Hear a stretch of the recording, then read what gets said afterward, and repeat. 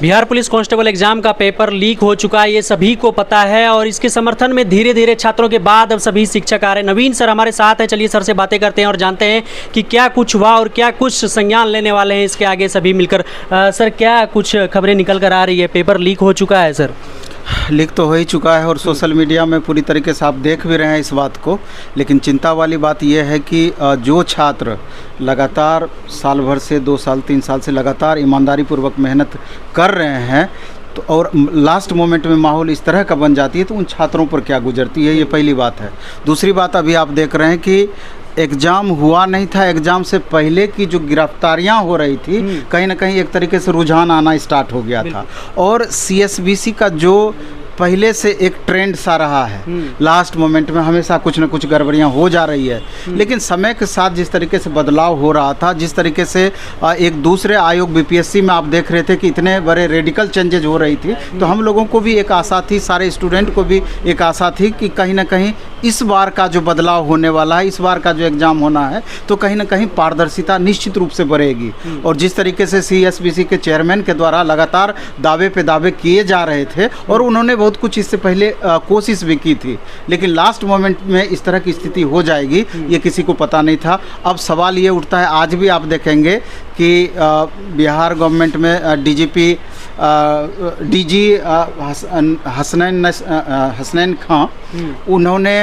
आर्थिक अपराध इकाई को पूरी तरीके से एक्टिव किया और हर डिस्ट्रिक्ट में लगातार आज देख रहे हैं ताबड़तोड़ छापेमारी की बातें कही जा रही है। तो सरकार भी किसी न किसी मोड में पूरी तरीके से एक्टिव हो गई है, उनको भी लगने लगी है कि कहीं ना कहीं गड़बड़ियां तो हुई है। सर लेकिन एग्जाम से पहले खाली मोहरे पकड़े जा रहे थे, बड़ा मगरमच्छ का शिकार करना बाकी है सर? निश्चित रूप से, और अभी जो छापेमारी स्टार्ट हुई है तो एक आशा है कि बड़ी मगरमच्छ भी इसमें पकड़ में आएगी। और हम तो सरकार से ये कहना चाहेंगे कि जो भी इस तरह का आपराधिक तत्व हैं और इतना हिमाकत बढ़ गया है, जो बार बार इस तरह के काम को अंजाम दे रहे हैं, तो सरकार को एकदम सख्त से सख्त उस पर कदम उठाना चाहिए, सख्त से सख्त कानूनी कार्रवाई करनी चाहिए, जिससे कि दूसरे भी अपराधी इस तरह का करने से पहले 1000 बार सोचें, क्योंकि इससे लगातार छात्रों का मनोबल गिरते जा रहा है, छात्रों में लगातार परेशानियां बढ़ती जा रही है। अभी आप देखेंगे कई छात्र यहाँ पर आए हमारे पास कि सर हमारा नेक्स्ट फेज में एग्ज़ाम है, उसके बाद वाले फेज में एग्ज़ाम है, क्या हमको एग्ज़ाम देना चाहिए कि नहीं चाहिए? तो हम उन तमाम छात्रों को कहना चाहते हैं कि सरकार अपने काम को अंजाम देने में लगी है, उनको भी कहीं ना कहीं लगने लगा है कि नहीं गड़बड़ तो हुआ है।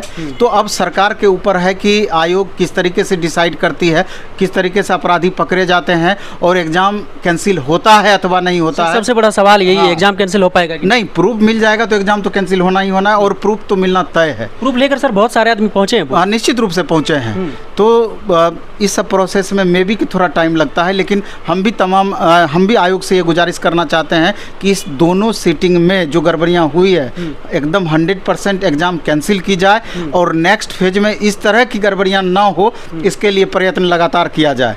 और अब समय आ गया है, आयोग को भी इस पर विचार करना होगा कि ऑनलाइन मोड में अब आना होगा, क्योंकि और ऑनलाइन मोड में भी ऐसी एजेंसी को इसका जिम्मा देना होगा, टीसीएस जैसे एग्ज़ाम कंडक्ट करने वाली एजेंसी को, जिनकी पहले से पारदर्शिता बनी रही है। नहीं तो जिस तरीके से अभी Bihar school examination board online exam conduct की है और जिस तरीके से उनमें 20% क्वेश्चन गलत दिया गया, 10% गलत क्वेश्चन दिया गया, ऐसे अगर एजेंसी को भी दे करके काम करती है तब भी बातें यही रह जाएगी।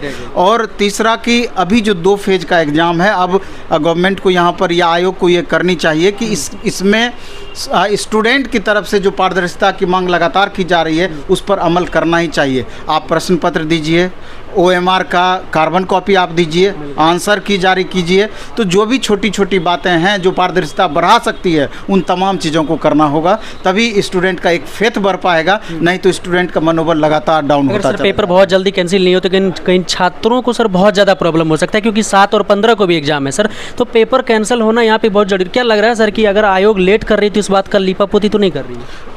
ये कहना तो बहुत मुश्किल है, लेकिन अगर ऐसी बातें हैं तो छात्रों का आक्रोश का भी सामना निश्चित रूप से करना पड़ेगा, क्योंकि जिस तरीके से छात्र आक्रोशित हैं, अगर इस पर अभी कमांड नहीं किया गया तो अगर छात्र आक्रोशित हो जाएंगे तो निश्चित रूप से सरकार के लिए भी परेशानी बढ़ जाएगी। आगे इलेक्शन भी है, इस बात को भी समझना होगा। बिल्कुल सर, 7 और 15 को जिनका एग्जाम है सर, उनके लिए क्या मैसेज देंगे कि सर वो बहुत डिमोटिवेट हो चुके हैं, उन्हें लग रहा है कि हमारा एग्जाम में भी कुछ इस प्रकार से हो जाएगा, सर उसे क्या मैसेज देंगे? नहीं, उन छात्रों को हम कहना चाहेंगे कि सरकार अपना काम कर रही है और हमको पूरा भरोसा है कि एग्ज़ाम कैंसिल करने के सिवा दूसरा कोई ऑप्शन भी नहीं बनेगा, क्योंकि आप देख रहे हैं कि लगातार ये सारा माहौल वायरल हो रहा है।